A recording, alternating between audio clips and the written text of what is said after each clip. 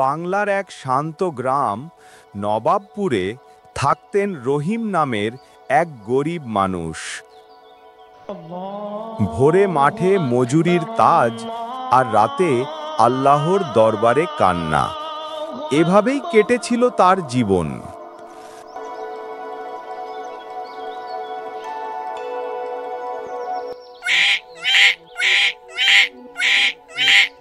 রহিমের স্ত্রীর নাম আয়েশা।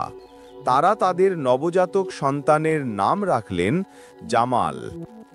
রহিম আর আয়েশা দুজনেই দারিদ্র্যের কঠিন বাস্তবতার মধ্যে বাঁচার চেষ্টা করছিলেন। তাদের চোখে একটাই স্বপ্ন, সন্তান যেন জ্ঞান ও ঈমানের আলোতে বড় হয়।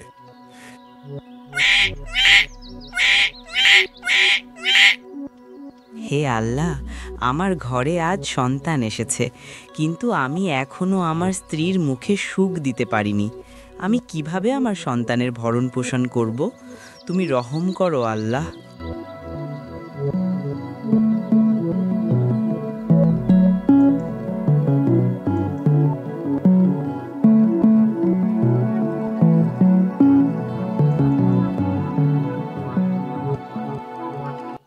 শোনো রহিম, সংসারের খরচ বেড়ে যাচ্ছে।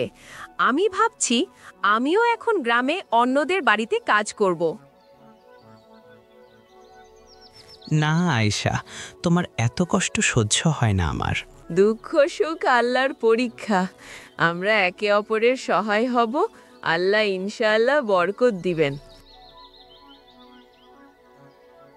এক রাতে রহিম ঘুমের মধ্যে দেখলেন একজন আলোকিত বুড়ো দরবেশ তার সামনে এসে বলছেন কিছু কথা।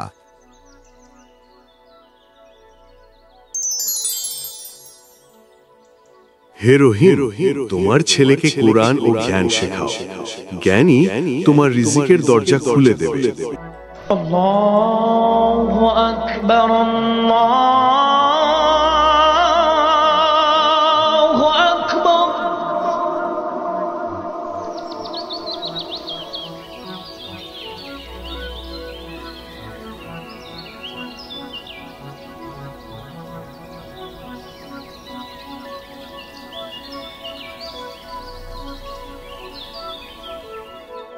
আয়েশা, আমি স্বপ্নে এক দরবেশকে দেখেছি।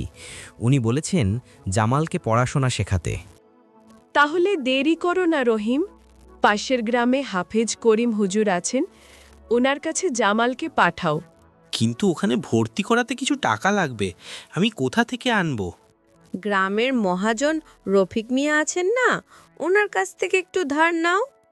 আয়েশা, রফিক মিয়া খুব চালাক লোক, বেশি সুদে টাকা দেয়। ওর কাছ থেকে ধার নেওয়া মানে ফাঁদে পা দেওয়া। আল্লাহর নামে চেষ্টা করো রহিম, হুজুর বলেছেন জ্ঞান অর্জন করা ফরজ।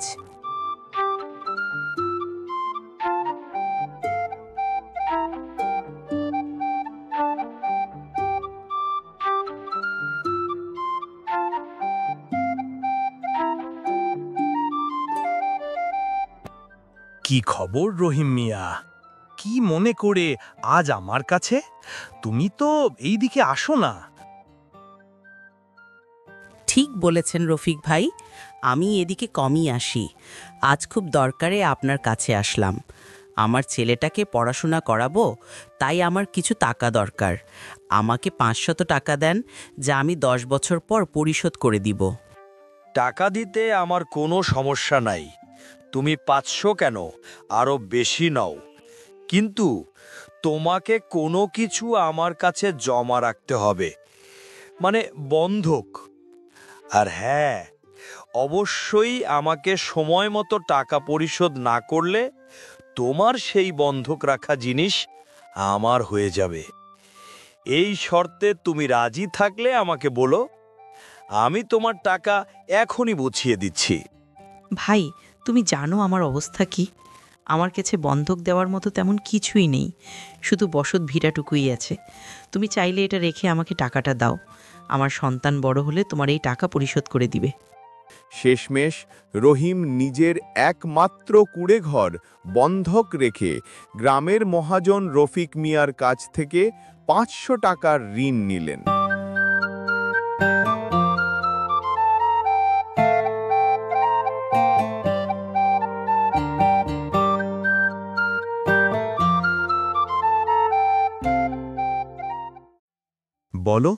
তোমরা আমার কাছে কেন এসেছো? ওস্তাদজি, আমি চাই আপনি আমার বাচ্চাকে শিক্ষা প্রদান করুন, তাকে জ্ঞানের আলোয় আলোকিত করুন, কোরআন হাদিস আর পাশাপাশি গণিত, বাংলা, ইসলামী ইতিহাস। জি হুজুর, আমি আপনার কাছে অনেক জ্ঞান নিতে চাই, অনেক জ্ঞানী হতে চাই আমি।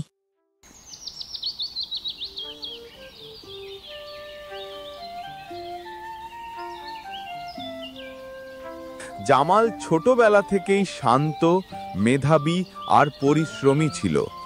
হাফেজ করিম হুজুরের মাদ্রাসায় সে মনোযোগ দিয়ে কুরআন, হাদিস, ইসলামিক ইতিহাস আর পাশাপাশি সাধারণ শিক্ষা অর্জন করল।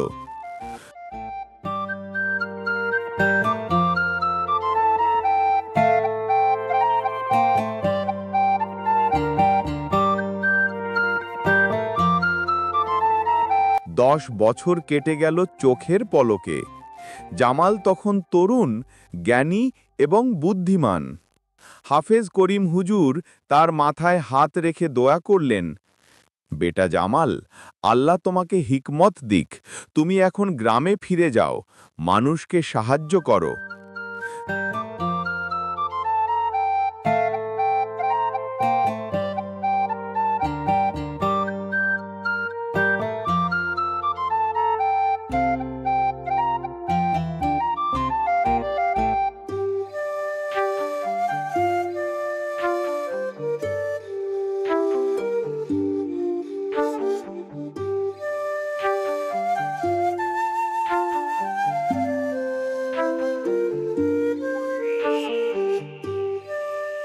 জামাল বাড়ি ফিরে দেখে তার মা বাবা বৃদ্ধ, আর তাদের পুরনো কুঁড়েঘর এখনো একই অবস্থায় আছে।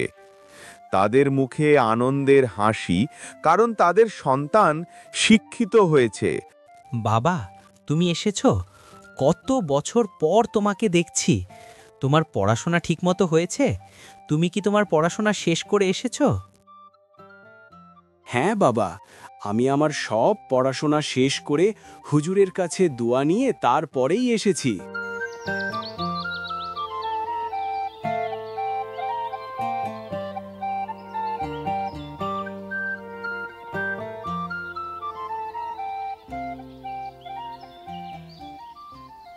রহিম কই গেলা?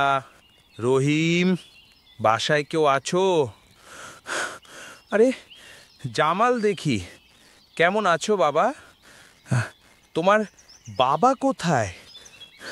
তোমার বাবা আসলে বলবা, 10 বছর আগে সে আমার কাছ থেকে 5,000 টাকা এই বাড়ি বন্ধক রেখে ধার নিয়েছিল। আজ তার টাকা পরিশোধ করার সময়। সে যদি আজকে পরিশোধ না করে তাহলে এই বাড়ি আমার হয়ে যাবে। কিন্তু আমি যতটুকু জানি, বাবা তো চাচার কাছে মাত্র 500 টাকা ধার নিয়েছিল আমার পড়াশোনার জন্যে। এটা এত বেশি হয়ে গেল কেন? এনার তো একটা ব্যবস্থা করতে হবে। কাকা, আপনি তো জানেন বাবার অবস্থা ভালো না, বাবা এতগুলো টাকা দিতে পারবে না। আপনি বাবার একটা উপকার করেন, যেই তার 500 টাকা আপনি মাফ করে দেন, বাকি টাকা আমি পরিশোধ করে দিব। আপনি যদি রাজি হন তাহলে বলুন। তোমরা বাপ টাকা নেওয়ার সময় ঠিকমতো নাও, কিন্তু দেওয়ার সময় তোমাদের যত অজুহাত, সমস্যা। ঠিক আছে, 500 টাকা আমি মাফ করলাম, তুমি বাকি টাকাটা আমাদের দাও। না হলে বাবা, এই পুরা বাড়ি ছেড়ে তোমরা চলে যাও, এ বাড়ি আমার।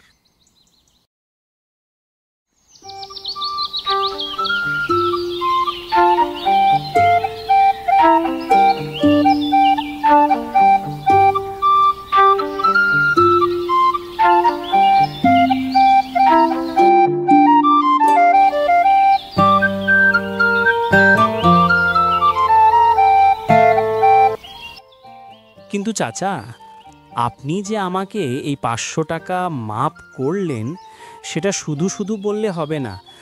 আপনি কোনো কিছুকে সাক্ষী রেখে আমাকে বলুন যে আপনি 500 টাকা মাফ করেছেন, তাহলে আমি বিশ্বাস করব এবং মানব।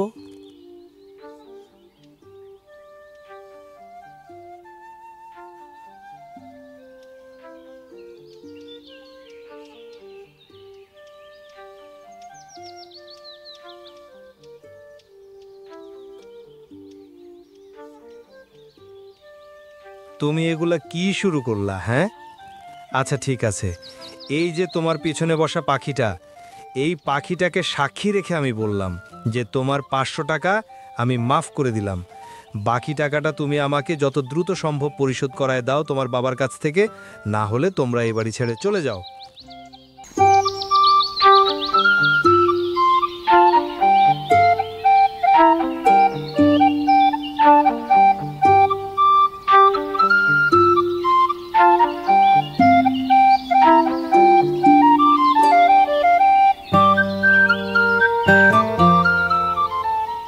আরে কি রহিম মিয়া, তোমারে খুঁজে পাওয়া যায় না কেন? তোমার টাকা কবে দিবা? তোমার বেটার কাছে যে বইলা আসলাম টাকার কথা, এখনো টাকা দিয়ে যাও নাই কেন? ওরা বাড়ি খালি করো। চাচা, বাড়ি খালি করব কেন? আপনি তো সেদিন আমাকে বললেন আপনি আমাদের সকল ঋণ মাফ করে দিয়েছেন, তাহলে আবার বাড়ি খালি করার কথা আসছে কেন? আপনি মাফ করে দিয়েছেন যেহেতু সে টাকা আর আমরা পরিশোধ করব না। ফাইজলামি পাইছো টাকা মাফ করার জিনিস? কোনো টাকা মাফ হয় নাই। কিসের মাফ? সম্পূর্ণ টাকা আমাকে দিবা, নাইলে বাড়ি ছাইড়া দিবা। আমি জমিদারের কাছে নালিশ করব। তোমরা তৈয়ার হও, জমিদারের কাছে যাইতে হবে।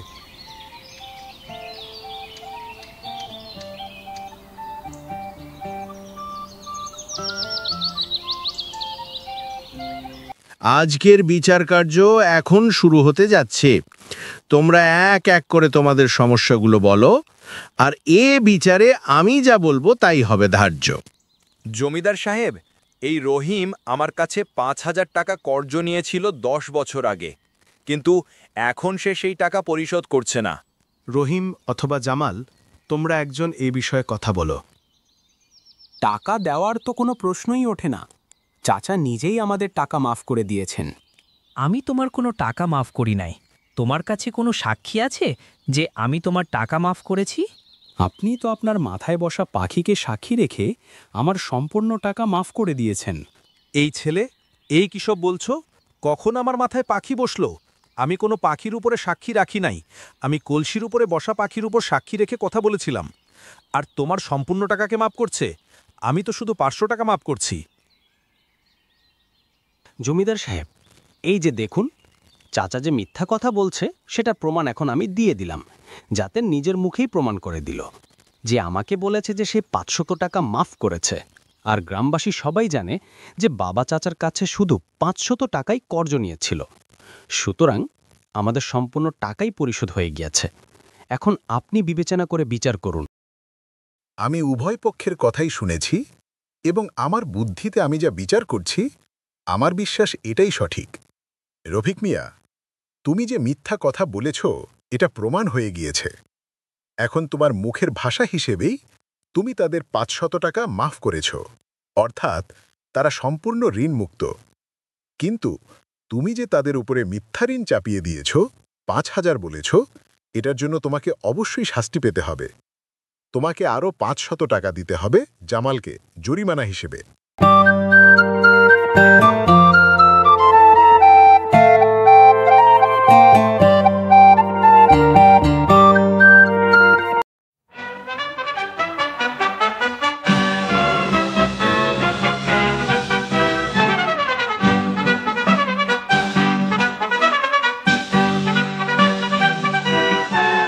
জঙ্গলেতে আজব খেলা, খুশিতে মন মাতো আরা, টিম টিম তারা ছটা, শুনবে মজার সব কথা।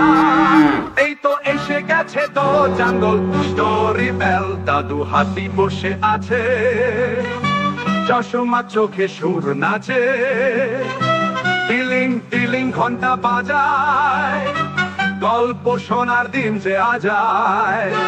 এই হলো দ্য জাঙ্গল স্টোরি বেলের জাদু। শোনো শোনো গো বন্ধুরা, কান পাতো সব ভাই বোনেরা, দাদু হাতির জাদুর ঘন্টা খুলবে সুখের গল্প খাতা।